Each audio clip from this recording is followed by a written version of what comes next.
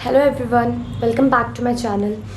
इस वीडियो में हम स्टार्ट करेंगे अकाउंटेंसी सब्जेक्ट जो कि हमारी क्लास 11th के लिए होगा। ओके, तो क्लास 11th के स्टूडेंट्स के लिए तो अकाउंटेंसी बिल्कुल एक न्यू सब्जेक्ट रहता है। तो हम इसमें बिल्कुल बेसिक से स्टार्ट करेंगे अपने चैप्टर 1 से।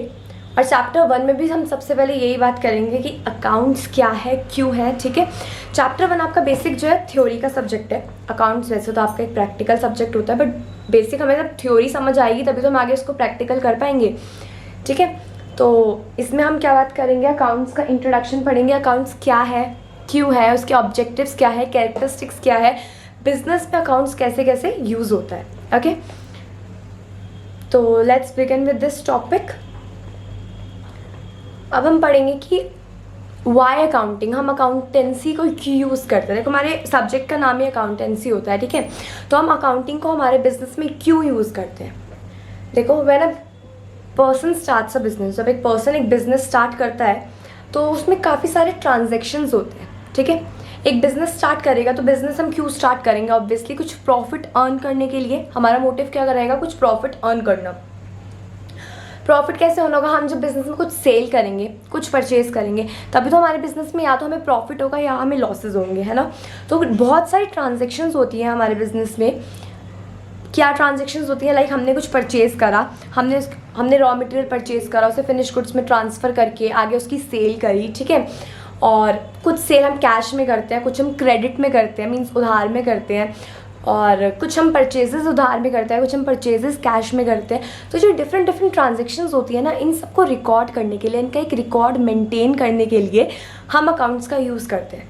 ठीक है, हम ये डिफरेंट ट्रांजेक्शन्स को रिकॉर्ड करते हैं, उस रिकॉर्ड को रखने के लिए जो है अकाउंट्स यूज़ होता है। अकाउंटेंसी का मतलब ही ये है, अ रिकॉर्ड ऑफ ट्रांजेक्शन्स। ओके, और हम कौन सी ट्रांजेक्शन्स का रिकॉर्ड करते हैं, जो कि मॉनेटरी टर्म में मेज़र कर सकते हैं।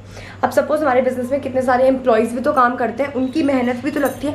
उस मेहनत को हम एज अ ट्रांजेक्शन रिकॉर्ड नहीं कर सकते हैं। क्यों? बिकॉज वो मॉनेटरी टर्म में नहीं है। ओके, तो जितनी भी ट्रांजेक्शन्स मॉनेटरी टर्म में हमारे बिजनेस में यूज़ होती है, लाइक परचेज हो गया, सेल हो गया, weather it is in cash और इन क्रेडिट। ठीक है, चाहे वो कैश में हो चाहे वो क्रेडिट में हो, बट वो मॉनेटरी टर्म्स में होनी चाहिए, हम उसे मनी टर्म्स में मेज़र कर सकते हैं। तो वो जो है उनका एक रिकॉर्ड रखने के लिए अकाउंट्स यूज़ होता है। ठीक है, तो इससे आपको समझ आया होगा कि वाई अकाउंटिंग। ठीक है, इसके बाद हम बात करते हैं कि अकाउंटिंग ही क्या है। ओके, कुछ मैं आपको मीनिंग इसका एक्सप्लेन कर चुकी हूँ कि it is a record of transactions in our business. ठीक है, तो सामने मैंने आपकी डेफिनेशन लिखी है अकाउंटेंसी की, अकाउंटिंग की।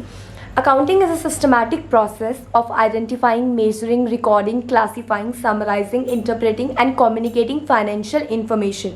ठीक है, Accounting is an art as well as science. It helps us in knowing the profitability and financial position of the business. इस डेफिनेशन से हमें क्या समझ आता है, अकाउंटिंग क्या है। अकाउंटिंग एक सिस्टमैटिक प्रोसेस है। देखो, आगे हम इसका प्रोसेस भी पढ़ेंगे। ठीक है, अकाउंटिंग एक सिस्टमैटिक प्रोसेस होता है ट्रांजैक्शंस को आइडेंटिफाई करने का, उन्हें मेजर करने का, रिकॉर्ड करना, क्लासीफाई करना, समराइज करना, एक समरी की तरह उन्हें रिकॉर्ड करना, इंटरप्रेट करना and then communicating the financial information of the business. ठीक है, अकाउंटिंग से हमें हमारे बिजनेस की फाइनेंशियल पोजीशन के बारे में पता चलता है कि हमारा बिजनेस कहाँ पे स्टैंड कर रहा है, वेदर हमारा बिजनेस प्रॉफिट गेन कर रहा है या हमें लॉसेस चल रहे हैं, हमारा बिजनेस लॉसेस इनकर कर रहा है। ठीक है, accounting is an art as well as science also. Okay, तो इससे आपको समझ आएगा कि अकाउंटिंग क्या है। ये एक सिस्टमैटिक प्रोसेस है आइडेंटिफाई करने का, रिकॉर्ड करने का मॉनेटरी ट्रांजैक्शंस हमारे बिजनेस की, ताकि हमें ये पता चल सके कि हमारा बिजनेस प्रॉफिट्स में है, प्रॉफिट कर रहा है, प्रॉफिट इनकर कर रहा है या लॉस इनकर कर रहा है। ओके,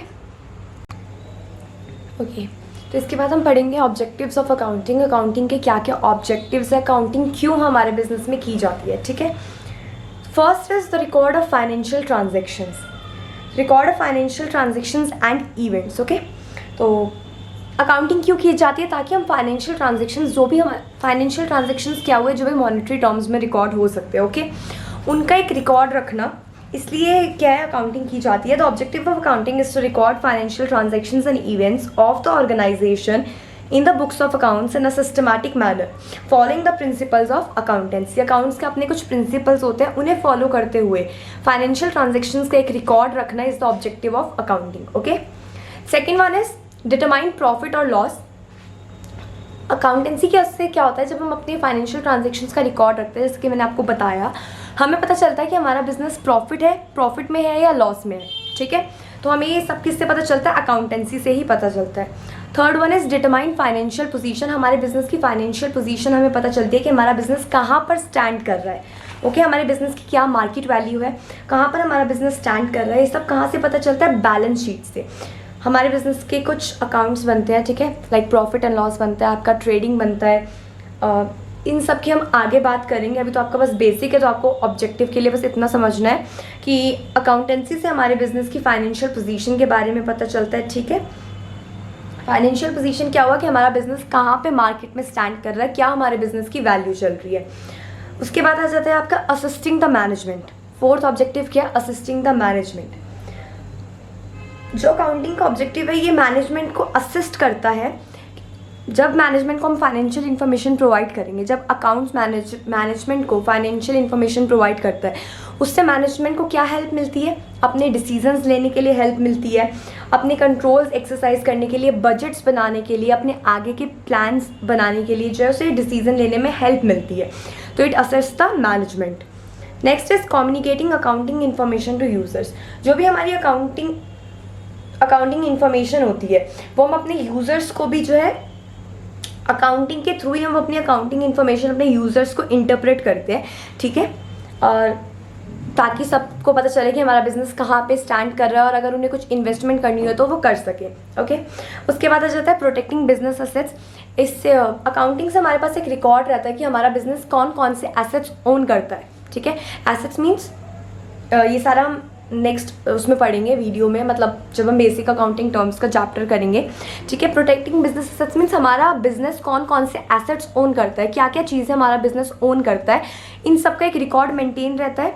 तो वो हेल्प करता है किसको, हमारे बिजनेस एसेट्स को प्रोटेक्ट करने में, ताकि हमें पता चले कि हमारा बिजनेस क्या क्या ओन करता है और हम कैसे अपने बिजनेस के एसेट्स को प्रोटेक्ट कर सके, ठीक है। तो इस वीडियो में हमने डेफिनेशन और ऑब्जेक्टिव्स पढ़े, बस अब नेक्स्ट वीडियो में हम कैरेक्टरिस्टिक्स, लिमिटेशंस एंड इम्पॉर्टेंस के बारे में पढ़ेंगे, and then we will shift to our next chapter. Till then, thank you.